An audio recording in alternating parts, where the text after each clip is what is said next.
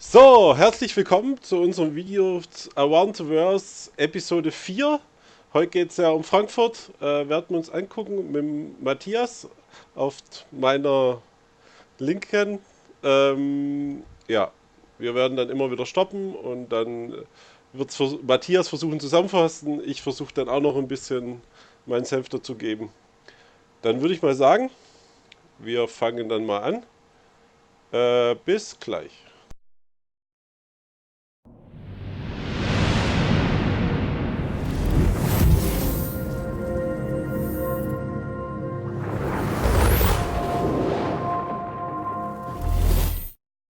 What the f- Oh my god. Oh, reverse. Do you see this wrestling move he just pulled on the freelancer? Oh! Oh my god! Oh! I'm gonna save that video clip because holy crap. Welcome to the fourth and final part of Around the Verse's 100th special episode. I'm Brian Chambers, Development Director of Foundry 42 Frankfurt. I'm Todd Pappy, Design Director on Star Citizen. You already had a chance to visit the other offices. They showed off LA, then we went to Manchester, and then Austin. Of course, save the best for last, so we're here in Frankfurt today. So Foundry 42, Frankfurt opened a little bit over a year ago, and we house some of the top CryEngine talent from around the world. A lot of good guys, including yourself. Oh, thank you. Yeah. So, design director, what do you do here? What specifically does a design director do at Foundry 42? I deal with Chris, Tony, and Aaron and make sure that their vision is being disseminated to the designers and is being disseminated to the other disciplines, and making sure that design is always working with other disciplines to make sure that that vision is pushed forward. That's important.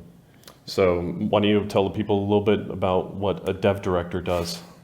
Dev director, right now I kind of wear a lot of hats, but overall I'm kind of in charge of making sure that this office is running the way it needs to. That covers not only production and working with the producers here and working with the other directors, but also building up the space and recruiting in headcount, looking at budgets and everything that kind of enables the guys here to be able to do what they need to do. All the stuff that we don't want to do. Yeah, well, some of the stuff you probably want to do. No. So we're going to show you the Frankfurt office today, but before we do, we want to get to the global Star Citizen community news that's going on. So Todd, what stuff do we have going on recently? We are focused on Star Citizen 2.5. That will be our next major release. And then you've already seen some of Grim Hex, and you've seen how that's been coming along. And then we have other exciting additions to the development. And then please stay tuned for announcements for when this goes live to the PTU. In other news, 2.4 Alpha is available just for about everyone. I think almost everyone by now. We're also wrapping up Free Fly Week. That means anybody that goes in and registers an account can get in and fly, check out some ships, and that runs until next Monday. The latest issue of Jump Point is now available to our development subscribers. It focuses on the Drake Dragonfly, the space motorcycle, which has currently already moved into development. Everybody seems to like big bennies, including myself. If you head over to the Robert Space Industries pledge store right now, look in there, you can pre-order your own Big Benny's t-shirt. I hope they send us some. They better. We are also pleased to announce that our next concept sale will be the Argo. Many of you have already seen that on the Moro tour and had expressed interest in being able to fly it. It'll be available in 2.5. Once the patch is ready, we'll give access to it on the pledge store. Now we'll cut to me in another room, giving you a run through and tour of our Frankfurt Foundry 42 office. Hey everyone. So, das war das erste. Wir werden, Matthias, was hast du dazu sagen zum ersten und resette mal den Punkt? Ja, resette mal den Punkt. Das war Brian Chambers und Todd Puppy. Todd Puppy. So, das ist das Studio in Frankfurt. Also Todd Puppy ist Designdirektor von Frankfurt und er arbeitet eng zusammen mit Chris Roberts, mit Aaron Roberts und mit Tony Zurwek. Das sind die Directors, so quasi. Ben Lesnick, glaube ich auch noch, der hat er jetzt nicht erwähnt, weil das der Director of Ship Design und so. Und was erzählen sie uns? Ja, 2.5 wird der nächste Patch sein.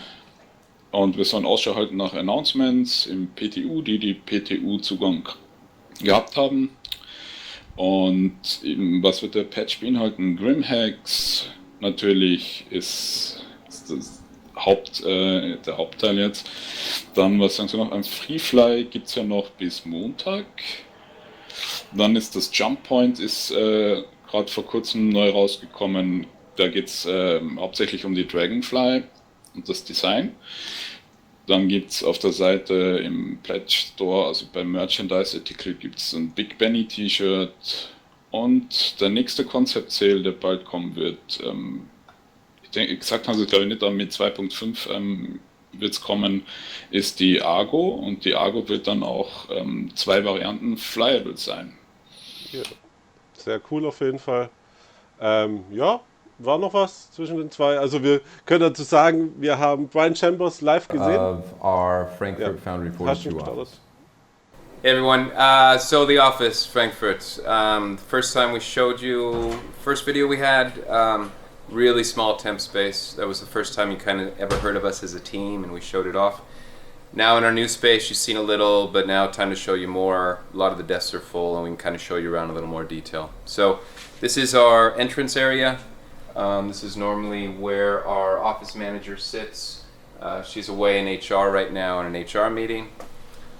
This is our main conference room, we call the bridge. As you can see on the door, that's where we have larger meetings. If press comes or so on, that's where we can show people some cool stuff. Let's see the rest of the space. In here, this is our kitchen / lounge area. This is where guys will come to have coffee, get drinks. They also use it to hang out and socialize. We have consoles over there where we're always looking at new games, and people can kind of hang out and relax and talk about work in a mellow setting. Hallway, bathroom, boring. Over here, this is our IT room in here. Let me take you in and see if he is here. This is Moritz. Hi, Moritz. Say hi to everyone. Hi, nice to meet you. So this is where he's building all the PCs for us. We're lucky to have him for the first 6 months. I don't think we had any IT people, so we're building our own PCs, but we do what it takes to pull it off.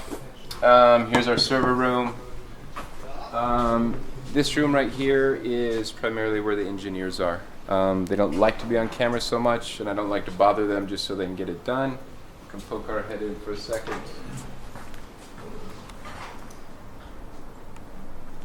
Cool. Let's leave them alone.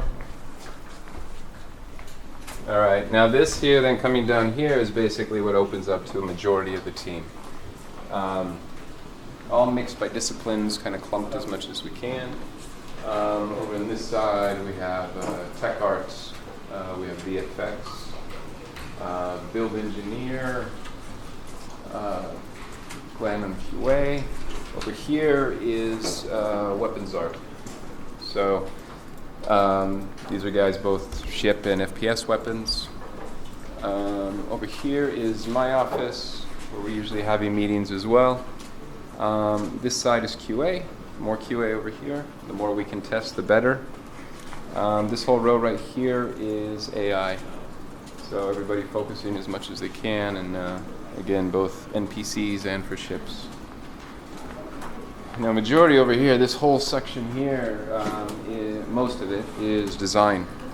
We have a good amount of level designers, a good amount of system designers, focusing all over the place. Stuff that's touching some Squadron 42, stuff that's touching PU, lots of meetings, lots of documentation, lots of implementation.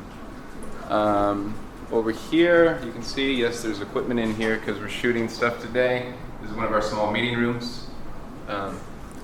Use that one quite often. Over to this side over here, this whole section here, although it's a little empty today, is the cinematics team. So right now I think I have 1, 2, 3, 4 of the members actually out at mocap shoot at Eileen Studios right now with Chris and the other guys. Hannes Apfel, who you've met with before, and Michael Nagasaka, who's our lead scene designer, and Jason Cole, they're all out there right now, as well as producer we have Judith. They're all out there helping out. So over here is Todd Pappy. As you guys know, one of the design directors. He's got a lot of responsibility on his plate. Here is another one of our office rooms. Right now, doesn't normally look like this. Say hi, guys. These are guys that are here for the UK right now, helping us out across environments and props. They're working close with the tech team to sort some stuff out that you guys will see hopefully fairly soon. So as you can see, a lot of the desks are full.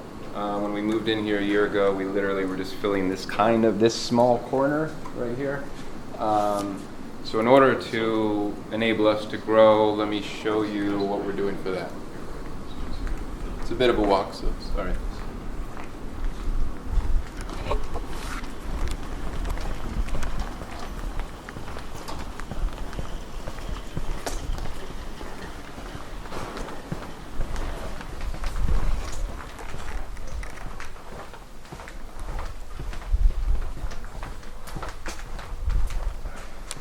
All right, so now we're back at the main entrance where we started.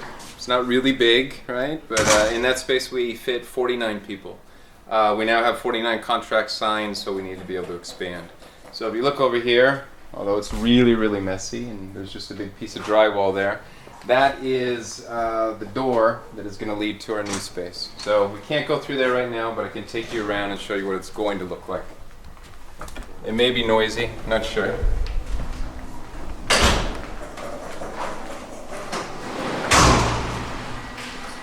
All right. So here we are in midst of the construction of our new space. We'll go through this as quick as we can. We're going to have a small storage room here because we realized we didn't really have storage. So this will be storage for both IT and for kitchen stuff. I got office space here for HR. This will be another small meeting room. Is it okay to walk here?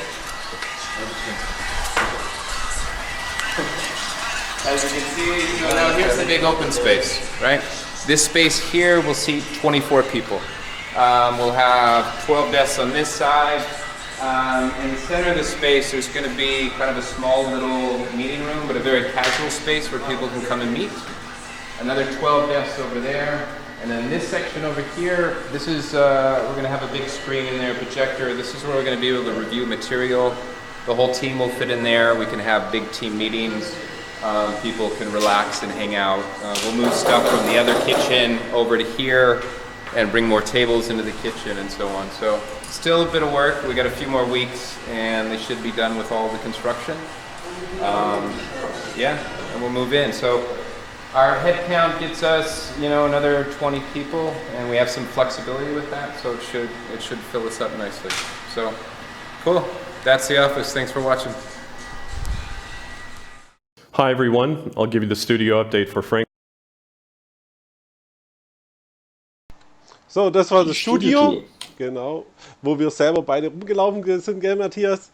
War auch Ja. ziemlich geil, so richtig Das gut. war echt cool. Das war auch für uns jetzt auch speziell, weil wir dadurch da waren und selber da rumgelaufen sind.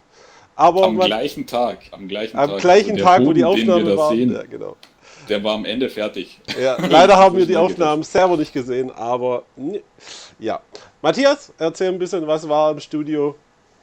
Also zur Studiotour. Was haben wir da alles gesehen? Wir haben jetzt die Office-Managerin, die war nicht da, die war in einem Meeting.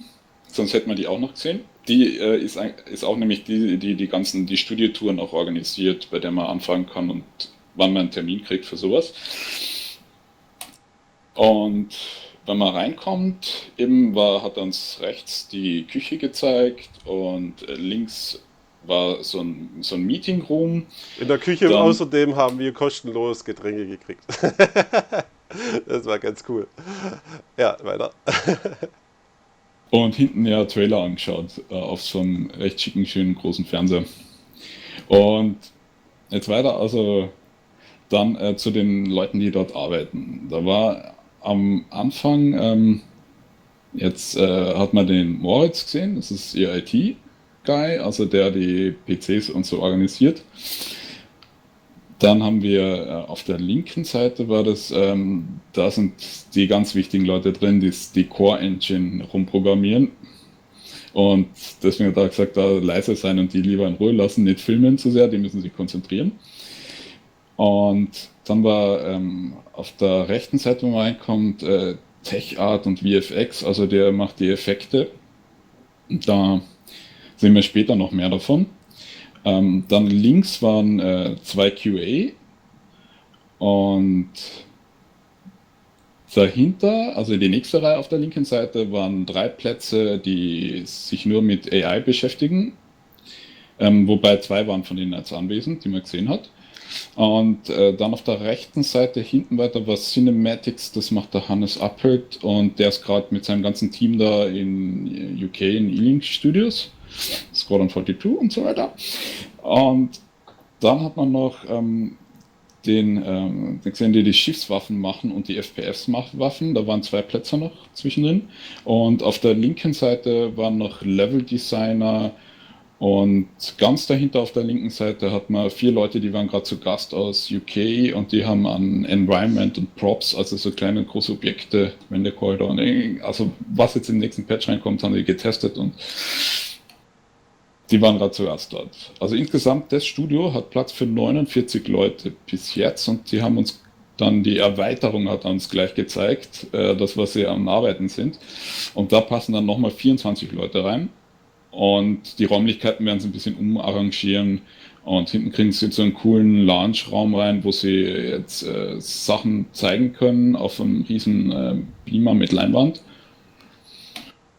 Trailer und auch zocken können. Jetzt Gameplay ein bisschen. Ja, auf jeden Fall cool alles und Ja. sehr cool da und sehr nette Leute, muss man sagen. Das passt. Ja. Ansonsten, hast du noch was? Ja, und Todd Puppy hat man auch noch zwischendrin gesehen, hat auch noch einen Platz gehabt da. Genau. Unser Design-Director. Gut. Dann machen wir wohl mal weiter mit Todd Puppy, Design Director.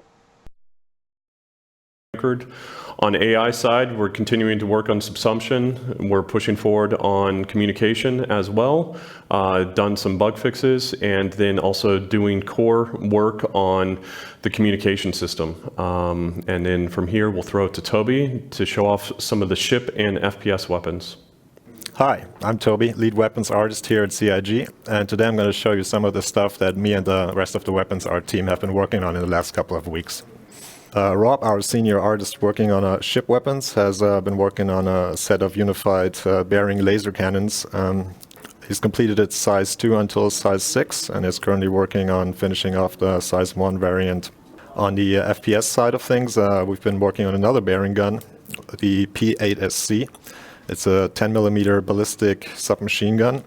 And we're currently in the final stages of polishing and addressing feedback from our art director, Paul Jones, in the UK studio. Here it is in its current state with our dynamic wear and dirt layers fading in and out independently. Enjoy. Thanks, Toby. The weapons are looking great. From an engine standpoint, So, Waffendesigner. Ja, der Tobi, der hat uns eine neue Bearing Laser Cannon gezeigt, die jetzt, also Varianten von Size 2 bis Size 6 sind fertig und momentan ist eine Size 1 noch in Arbeit. Schaut ziemlich cool aus und man hat bei den Bildern, was auch interessant ist, eben so ein bisschen was von Cargo gesehen, sowie was hin und her transportiert wird. Sehr interessant. Und zusätzlich noch, was cool war, die FPS-Waffe, die eine mit diesen Dirt und jetzt diese Abnutzungsschäder, die sie uns gezeigt haben, das schaut auch ziemlich cool aus. Das ist eine Submachine Gun, P8ST. Ziemlich cool. Ja, ziemlich cool. Sah cool aus, die neue Waffe. Und die anderen Waffen natürlich auch. die ein Schiff getackt wird. Mal gucken, ob das Transportsystem wirklich so wird, wie es wir jetzt im Video gesehen haben. Ja, ansonsten, hast du noch was? Nö, ne? Machen wir weiter. Point, we're continuing to move forward on procedural planets. We're bug fixing. We've worked on head stabilization, which you will see and feel in 2.5. We're continuing to work on optimizations as well as the local physics grid. Here, we'll throw it to Chris Speak to show off some of the feature testing that we do here at Foundry 42. Hey, I'm Chris. I'm Senior QA here in Frankfurt Foundry 42. We've just wanted to provide a little. So, mal kurz, er hat jetzt ziemlich einiges, an was sie gerade arbeiten, hat er erwähnt. Da war nämlich mehr Bugfixes, ist eh klar, aber Head Stabilization, also die fürs FPS-Movement, die Kopfstabilisierung, dass dieses Headbob reduziert wird, wo manche Leute kriegen da Motion Sickness und so davon. Optimization hat er angesprochen. Also im Framerate-Bereich wird sich hoffentlich was tun, hoffentlich haben sie da Glück. Und Procedural Planet Stuff arbeiten sie und Local Physics Grid, weil Local Physics Grid, da gibt es gerade heftige Probleme noch und ich hoffe, sie finden die Ursachen und finden Lösungen.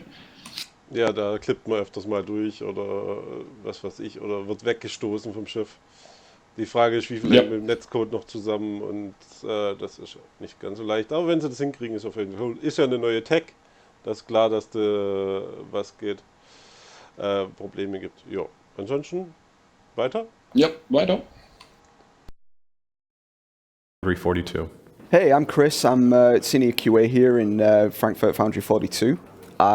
We've just wanted to provide a little update. We've been working on the procedural planet stuff. It's coming along quite nicely. There's still a bit of work needs to be done, but it's going quite well. And outside of that, we've been mostly working on feature testing and automated testing. So we've been setting up test maps, and I'm going to show you a few of those right now. So first we have this level here, which is essentially a ragdoll simulator inside of what I call a vortex. It's just essentially a group of gravity boxes that are pushing in different directions, and this helps us test whether ragdoll's functioning correctly, whether they collide correctly with certain objects, and it measures glancing blows as well as like full impacts as well. So if none of this works, then we know there's a problem. Additionally, we have one for multiple AI at the same time, so we can spawn theoretically an endless number of AI all bouncing around throughout this vortex. Not only do they collide with the objects themselves, but they can actually collide with each other. Sometimes you'll see them get stuck, and yeah, it's an interesting test bed for seeing whether multi-crew ships will have issues with multiple ragdolls at the same time. And finally, this one is another test for spawning AI and killing them in an endless chain. It essentially spawns one enemy and then kills him 2 seconds later, but if you hit the button multiple times, you can spawn multiple guys at the same time. What this essentially does is stress test the engine to see whether we can have however many characters we can fit on screen at once. It'll test to see what that theoretical limit is and how much of an impact it has on the frame rate. And now let's talk about effects. So, das war wohl Rektor, sah ganz schön nice aus. Kannst du mal zusammenfassen, Matthias?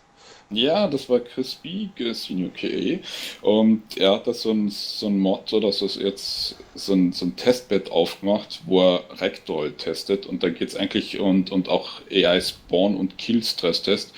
Aber da geht es um die Limits von der Engine jetzt. Ab welchem Limit gibt es Framerate-Probleme oder so, um eben bei größeren Multicrew-Schiffen, wenn da jetzt die Gravitation ausfällt und alle fliegen rundherum, was macht Probleme, bei welcher jetzt AI-Spielerzahl droppt die Framerate jetzt, das wollen sie damit rausfinden und eben nachher Optimierungen auch durchführen für das. Ja, es sah auf jeden Fall sehr lustig aus und cool, wie die nach und nach gespawnt sind und gestorben sind. Und am Anfang sah man eigentlich noch gar nicht so viel Frame-Unterschiede, wenn ich das richtig beobachtet habe. Erst nur bei einigen Leuten und wo einer weggeschleudert worden ist. Aber cool, dass es so Sachen natürlich testen. Machen wir weiter? Hast du noch was zu dem? Nö. Ja, im Chat, ob unsere Erwartungen gestiegen sind nach dem Studiobesuch. Ja. Ja. Kurz und knapp. So, dann machen wir weiter mit dem Video. Ansonsten nachher streamen wir auch noch ein bisschen, dann können wir auch noch ein bisschen labern. Oder ich zumindest. Also gut, geht's weiter. Caleb will show us some insight into the pipeline as well as the tech. Hi there, my name is Caleb Essex. I'm Senior Visual Effects Artist at Foundry 42 here in Frankfurt. Today I'm going to run you through our visual effects pipeline as well as go over some of the new tech that we use to take our particles up to the next level. So here we have an explosion asset. First of all, we create the asset inside 3ds Max. Once we're happy with that, we render out various different passes. So here we have lighting information from 5 directions, which is used to compile the diffuse texture as well as the normal map. We also render out a temperature map, which is used for fire, and an optical flow map, which is used for frame blending. So here we are inside the engine. It's just a simple texture lit by the engine. There's not a whole lot of lighting information. So now we apply the normal map over top and you can see how it picks up the light in a much more realistic way. Next we have the temperature map. This is layered on top of the smoke. It is colored by a 32-bit gradient, and this allows us to adjust the brightness and the colors in real time. And by applying different colored gradients, we can completely change the look of the overall effect, from fire to plasma. And we can also color the smoke to be whatever we need at that given time. And lastly, we have the optical frame blending. Previously in CryEngine, they simply had standard frame blending, which simply blended the next frame over top of the first, but this can have issues, especially with the silhouettes and frame rate issues. So the optical blend map records the information, the motion information from one frame to the next and distorts the frame into the position of the next, so you get a nice smooth transition from frame to frame. This particular texture only has 32 frames of information, but I'm able to extend that by over 30 times while still maintaining the smooth motion. And here it is, all put together, one of the final effects.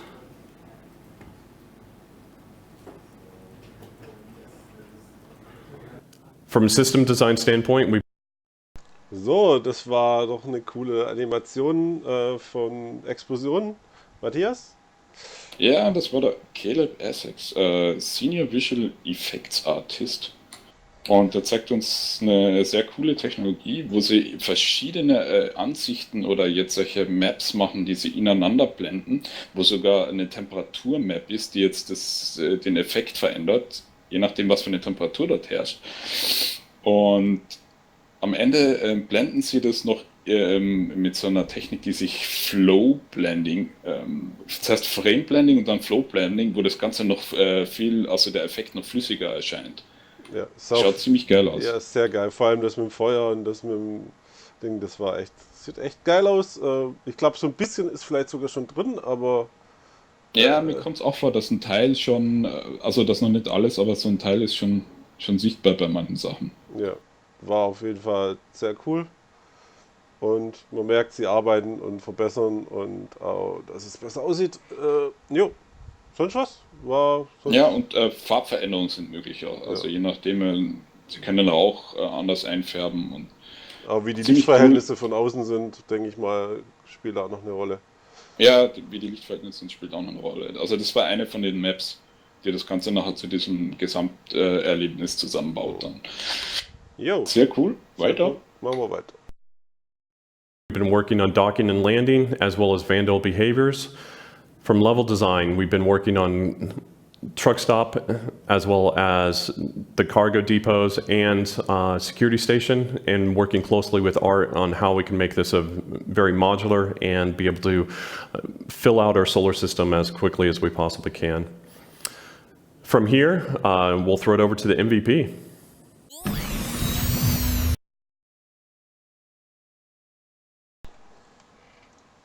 Ja, also. So, da war wieder viel Information, an was wir gerade auch sonst noch arbeiten. Extrem dicht zusammengepackt. Also sie arbeiten an Docking und Landing, dann an das Verhalten von den Vandul, Also Wandel Behavior erwähnt er, dann Level Design erwähnt er Truck Stop.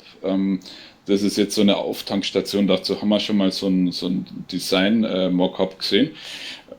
Dann Cargo Depots und Security Stations. Und die ganzen Stations und die ganze Modular und über eben, wie sie es an der Tech halt, wie sie es schnell über über ein System verteilen können. Ja, und das war's zu dem Part. Ja, dann machen wir mal weiter mit MVP kommt jetzt. Hey there, Tyler Whitkin, Community Manager in the Austin, Texas studio, here to bring you this week's MVP. A huge congratulations to Simoniac for creating the interactive hauling star map. There have been a lot of star map alternatives out there, but this one really goes above and beyond. So, congrats again to you, you're this week's MVP. Back to you guys. Ja, das war die Star-Map, der MVP, der die Star-Map gemacht hat. Matthias hat schon mit rumgespielt, ne, habe ich gehört. Ja, die ist nämlich, was an der so besonders ist, die ist interaktiv. Also du kannst jetzt die Sachen anklicken, da kriegst noch mehr. Das dicht gepackt ist die Information, die ein jetzt Cargo-Hauler zum Beispiel benötigt, wie du schnell von A nach B kommst, und Zusatzinformationen noch eingeblendet, die du jetzt so in der Webseite RSI-Map nicht direkt hast, die musst du da mühsam erarbeiten. Und hier siehst du es so quasi auf einen Blick, du fährst mit der Maus drüber und das ist da. Ja, sehr cool, MVP. Ja, genau. Weiter geht's. Weiter geht's mit Behind the Scenes Grimhacks. Viel Spaß.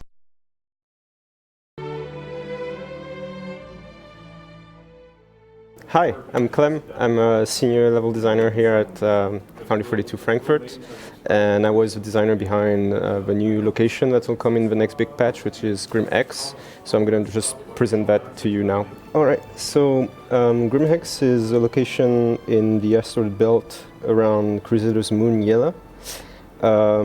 It was an old mining hub for like all the mining operations in the area, and was called actually Green Imperial Hex in the past. This was a place for miners to store their personal ships there and then leave there and take shuttles to the different mining facilities in the area. So it had basic accommodations like shops and bedrooms and that sort of thing. But when the mining operations dried up a few years back, the miners left and the place was abandoned, and squatters came in, and then gangs took over, and that's pretty much how it became what it is now. One of the main things we're struggling with on the level design side when it comes to creating those new locations is how to merge the sizes of ships and the sizes of humans, because as you can see in the picture, humans are very small compared to like a medium landing pad here. So when we have to fit like 40 of those landing pads, then the spaces tend to get super big and we have trouble matching the exterior and the interior.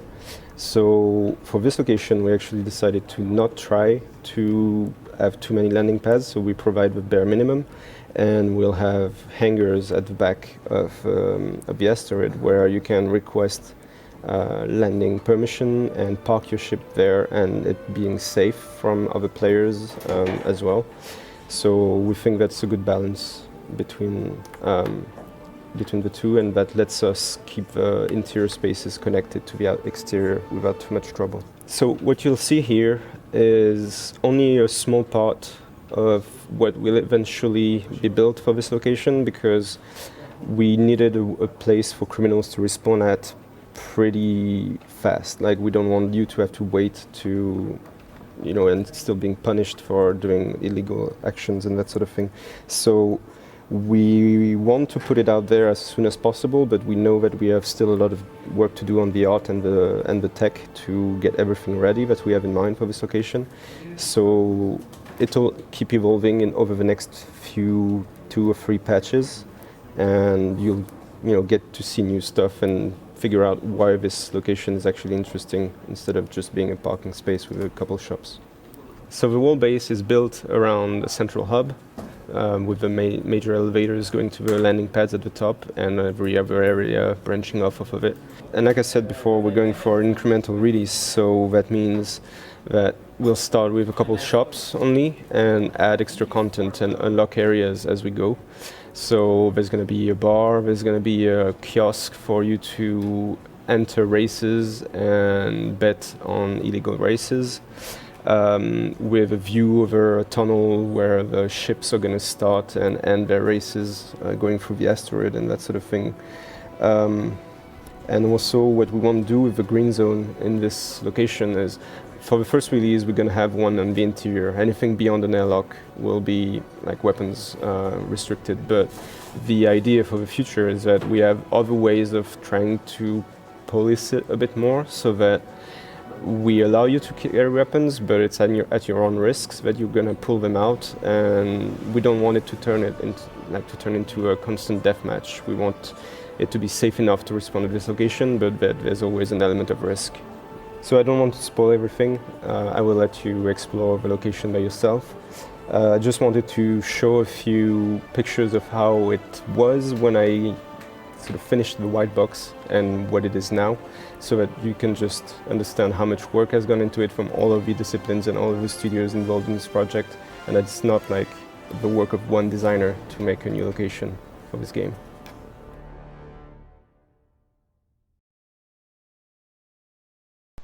Jo, das war Grimhex. Was haben wir erfahren, Matthias? Ja, der hat also uns jetzt Grimhex gezeigt. Grimhex ist in Jela, also in diesem Asteroidengürtel bei einer großen so einer Gesteinsansammlung. Da haben sie es hin platziert, ist eine alte Mining-Station. Und man sieht so schön, er hat gesagt, sie wollten das jetzt nicht mit der gleichen Menge an Landingpads wie bei Port Olisar jetzt verschandeln. Und deswegen haben sie hinten solche Hangars endlich eingebaut. Die Frage ist, ob man die gleich am Anfang auch benutzen kann wird, werden wir sehen. Ja, 2.5, so hat man, glaube ich, irgendwo gehört, nicht, ne? Mal schauen, er hat auch gesagt, dass sie noch viel Arbeit haben und die noch nicht gleich alles am Anfang freischalten werden, sondern so schrittweise haben sie so Areale, die noch Whitebox war, wie zum Beispiel die Bar, die uns gezeigt hat. Und also das kommt ein bisschen später erst. Ja. Ist auf jeden Fall eine coole Station. Und hinten gibt es eine schöne Rennstrecke, ne? Ja, illegal Races wird es geben. Und das durch die Station durch quasi führt so der Start-Zieltunnel führt da durch. Und da wird man und wahrscheinlich auch auf Rennen setzen können. Also ja, und wetten. So real sehen und wetten, mitfliegen wahrscheinlich auch und halt im Verse, nicht irgendwie im Arena Commander. Das ist auf jeden Fall cool. Interessant, weil du hast ja gesagt, mit FPS wird es dort geben und so, hast du schon mal spekulieren anfangen. Ja. Und du hast recht gehabt. Er hat aber gesagt, halt am Anfang werden sie es noch so sicher machen wie Port Olisar, aber dann später werden sie es ein bisschen, also mehr freier, dass du deine Waffe ziehen kannst, aber du musst halt überlegen, wann und wo. Und das ein bisschen einschränken, dass nicht gleich dann ein PvP-FPS-Kampf konstant ausbricht und der dann nicht mehr zum Stoppen ist. Ich denke mal, das soll so real sein. Wenn Polizei in der Nähe ist, dann wirst du es nicht können. Aber wenn du oder durch eine Schleuse bist, wo du Waffen abgeben konntest. Und sonst wirst du wahrscheinlich können. Ich denke mal, das wird auch A-Corp und so später gehen, wenn du deine Waffe durchgeschleust kriegst. Mal gucken. Oder? Ja, schauen wir mal. Schauen wir mal. Ist auf jeden Fall eine coole Station. Sieht viel besser aus wie Port Olisar, meiner Meinung, aber Port Olisar war aus erste Implementation von einer Station. Sieht immer noch geil aus, aber das ist natürlich schon sehr cool durchdesignt. Ja, hast du ja, sie entwickeln sich ja immer, also sie werden immer besser mit der Zeit und ja. Sie entwickeln ihre Fähigkeiten auch weiter und deswegen schaut das Neuere dann natürlich immer am coolsten aus. Und am Schluss hat er uns ja nämlich noch gezeigt, wie viel Arbeit das war, nämlich die Rohversion, die Whitebox-Version hat uns gezeigt, wo man auch die Idris auf der Seite kurz mal gesehen hat. Und also von der Version bis zu dem, was wir jetzt gesehen haben, das ist eine Menge Arbeit, ja. Ja, ich glaube, man hat sogar gesehen, ich glaube, der ist zerstört, der eine Anker, wo man im Schluss gesehen hat, und da wird man, glaube ich, nicht andocken können. Wenn ich das richtig Yep. gesehen habe. Ja, genau. So, hast du noch was? Irgendwas rausgeholt? Nein, Gut, sonst dann nicht. machen wir mal weiter. Because as you can see in the picture, humans are very small compared to like a medium landing pad here. So when we have to fit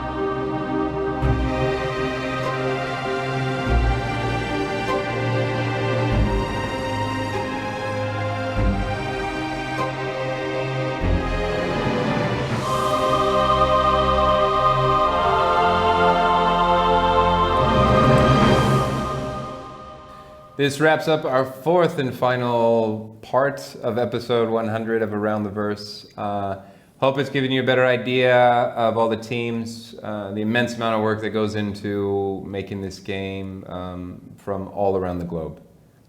You can say that again. This is an incredibly dedicated team, and we're looking forward to how the game comes together and sharing that with the backers. We hope that this show actually brings excitement to you guys as well as showcases what we're working on right now. And now, as we usually do, a little fast forward. So check it out.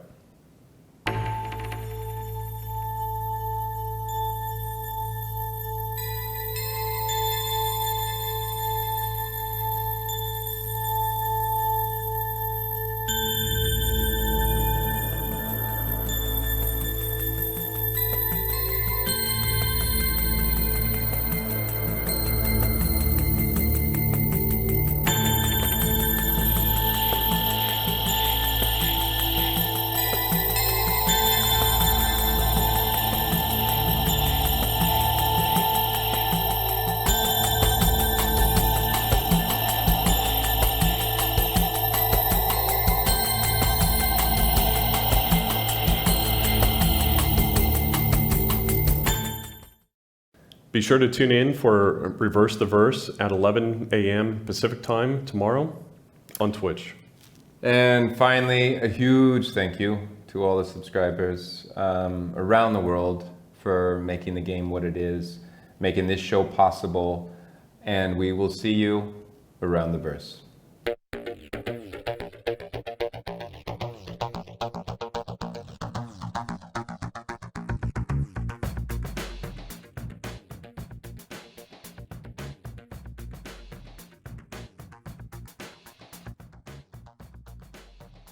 So, das war Around the Verse. Am Schluss war gerade noch Fast Forward, ne? Und das war eigentlich ganz cool, die Einsteigeranimation. Hast du noch was zu sagen, Matthias? Nein, finde ich voll cool. Ja, hoffentlich kommen die bald für alle Schiffe, damit das ein bisschen schneller geht. Auf alle Ziemlich Fälle. cool.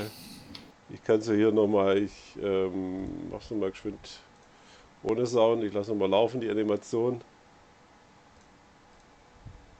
War auf jeden Ist dann Fall schon ganz cool. eine Zeitersparnis, also Ja. wenn das schneller geht. Ja, auf alle Fälle. Und ja, was dann zum Schluss noch gesagt? Ja, sich auf jeden Fall bedankt, so wie ich es jetzt noch rausgehört habe. Ja, und sie haben echt talentierte Leute dort und die hart daran arbeiten, dass das Ja. Spiel ein Erfolg wird. Auf alle Fälle. Und das haben wir auch, also bei unserer Studietour haben wir das auch. Das ist, also die Studietour war echt cool. Ja, auf alle Fälle. Und das ist geiles Studio da. Und die Episode fand ich auch ganz interessant. Sie war noch nicht ganz so bildgewaltig wie jetzt die zweite oder neue Bilder, aber sie war vollgepackt mit Informationen, die ich nicht verstehe. Das kann der Matthias besser. Deswegen redet auch er mit seinem Englisch. Danke, Matthias, für die gute deutsche Zusammenfassung der einzelnen Ja, Themen. bitte gerne. Und ich hoffe, euch hat es gefallen. Haben wir noch irgendwas zu sagen? Oder Nein, see you around the verse. See you, wir streamen vielleicht gleich noch weiter. Also ich erstmal und beende erstmal den Stream und dann starte ich neu. Bis dann und ciao. Ciao.